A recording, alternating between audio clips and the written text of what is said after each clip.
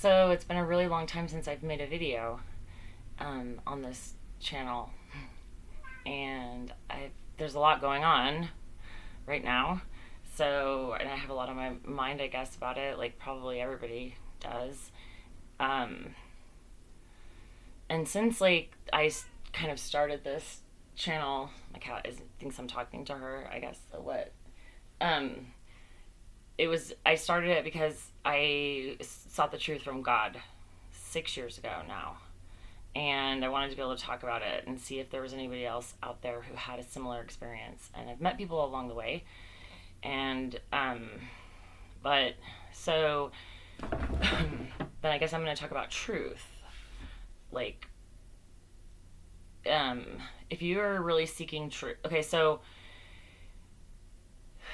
I wanted to know the truth back in 2014. I mean, not everybody actually. There are a lot of people who are like, I don't care what the truth is. I don't know. I just want to deal with it. Whatever.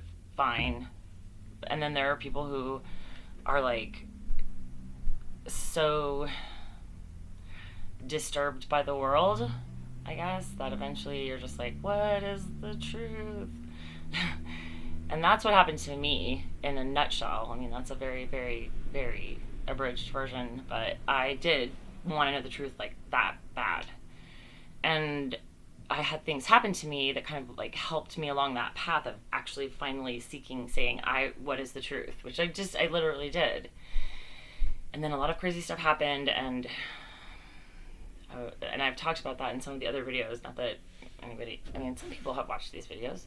So I think whatever, we're all doing stuff to help each other in the tapestry. So like maybe somebody sees this and then whatever. But one thing I want to say is that I think that, so like right now 2020 has been crazy, and lots of like prophecy, if you're interested in truth and if you have an idea of like the fact that God is real, and like I am not here to push that kind of stuff down anybody's throat. It's been my experience that I think that you have to just want it and seek it. So I don't try to shove that down anybody. I did. 6 years later, it worked, the stuff that happened to me, because it changed me. So, so like prophecies, kind of like people who are interested in the truth and everything, and like things are getting crazy, like Bible has all kinds of stuff in it, there's other things.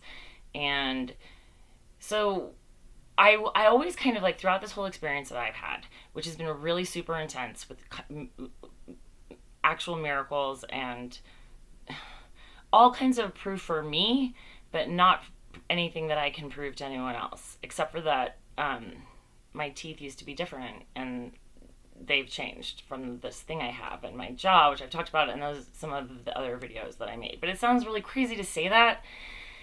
So thus the conversation about how I don't really have proof, other than that I have changed. My life has changed. I'm changed, but I'm also kind of a hermit. So, but I have, anyway, what's the point of that? So so I don't have a lot of proof. But I have an extraordinary story. Like, it's crazy. If I could like tell it and you would believe me, it would be amazing. Because it's mundane in a lot of ways, because life is just life. It's just day after day. And in my life growing up, I never stayed in one place longer than like 6 months. So, and it was a lot. I never knew how to be anywhere for an extended period of time. Like, for real, literally. Like, I just did not know how to do that, and many other things. And so my life was like super fucked up and crazy, and like a hurricane tornado all the time. Me being the hurricane tornado. And I saw the truth from God, and a whole bunch of stuff happened, and now anyway, my life is stabilized, almost, but not completely, and that's amazing, if anybody who knew me. But so, what I think is that this doesn't have anything to do with the coronavirus or anything else. I'm just talking about, okay, I'll lay it out. So there are people I have noticed over the years. I have found people on YouTube and the internet who have had extraordinary encounters with God. And I know they're real now. I wouldn't have before, but now I tend to believe people because of what has happened to me. And I think the biggest thing about that is your interpretation of the experience. And also, like, if you're seeking to know things that other people don't know, like, say, the end of the world thing, or, the rapture, obviously, stuff like that, and you really just think that this is why your experience is happening. And I get why you would think that, because I kind of felt that the same way in the beginning. I was like, well, I did. I was like, this is amazing, like, something amazing. And I humiliated myself with that. And so what I think is that, I asked for stuff too. So I think probably what you ask for matters. I asked for wisdom and faith and the wisdom of Solomon, the faith of Daniel in the lion's den, and the patience of Job. Twice I asked for those things, and I've said that in the other videos that I made on this channel. And so I got a whole lot of I got schooled, like, hardcore, and I think that's what happens to everyone. But, like, so what I'm trying to talk about is, like, people who make, like, have an experience, they start making videos on YouTube, and they're, like, telling you what the everything is, and they're being deceived mostly. So, like, my experience with God has shown that deception, and actually what I was told this, like, that it leads to spiritual growth, to be deceived. I mean, hopefully it doesn't end up in, like, some really horrific thing, but you get deceived if you're not, well, if that's where you are at in your, like, learning journey, I think. Anyway, so on to, like, what's happening with this whole, like, virus lockdown situation. Just in case anybody reads this, I want to say that I live in Salt Lake City, Utah, and I never wore a mask.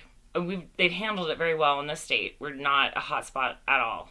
We have, I think, 90 deaths and probably 9,000 cases. It's been pretty much a steady 1% fatality rate. But I never wore a mask until anywhere. I didn't wear a mask, and I'm an essential worker. Because I work at a home improvement store, the other one, and we're essential. So my life hasn't changed that much at all, because I'm pretty much a homebody. I work, I have friends at work, and I'm outgoing. But when I come home, I'm just like, I just do my thing. I'm alone, and I don't go out. And I definitely should go out and do more stuff, but I don't. So my life hasn't changed, and I didn't wear a mask and most of the people I know didn't wear masks at my job until May 4th, when it became mandatory that we wear masks. So now we wear them. But for anyone who's like, well, I'm on Twitter. That's the only social networking I do anymore. And I've seen people who are, like, so freaked out and worried about this. And I get it.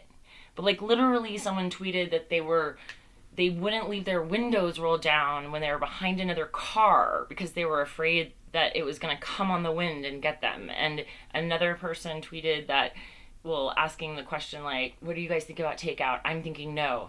And I've had takeout. I go to the grocery store. I go to my job. I'm not in New York, and I'm not in Italy, where it's been more severe. So, honestly, but I don't know anyone who has it. I know now a few people who know someone else who got it, but I don't know anyone who knows someone who got super sick and definitely not died. I know people are dying. I'm not in any way saying that this is a hoax. What I'm saying is, though, that with the proper, I didn't wear a mask. No one at my job has been sick. We wash our hands constantly, and we disinfect the whole store, and they put up, the dividers and all that stuff, and now we're wearing the masks. This definitely changed the world, but don't approach it like it's the movie Contagion either. that was a a movie about it. Just I feel like people watch that movie and are holed up in their houses and don't realize, like, yeah, it can kill you, but most likely there's a 99% chance it won't. When the numbers get really large, that 1% becomes a lot. So we can't say, like, oh well, 99% of the people don't die. Like, you know, people will die from it, but if we take the right precautions and isolate the right people, we don't have to have this culture of fear where we're going to give up more rights and stuff. So that's all. I wanted to say that. So, two totally different themes, but my 2 cents on life as we know it. See ya.